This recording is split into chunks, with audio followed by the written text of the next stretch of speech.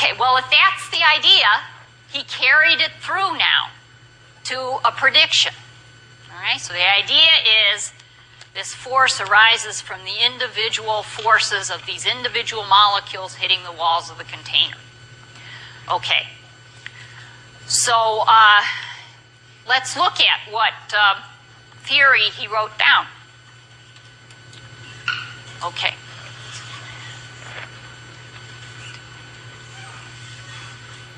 I think I can turn that off. Okay, so let's look at what theory he wrote down. Well, his goal here was to calculate these individual forces, F sub I.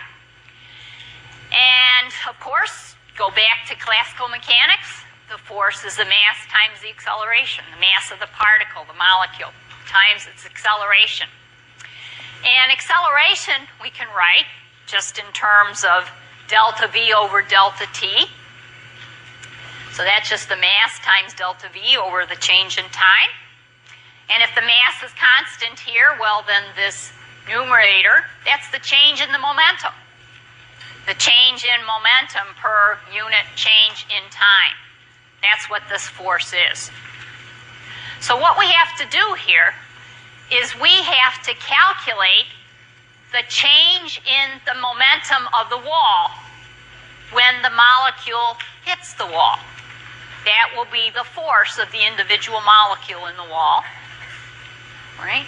That over the time between the collisions of the molecule with the wall. That's the individual forces. That's what we're trying to calculate right here.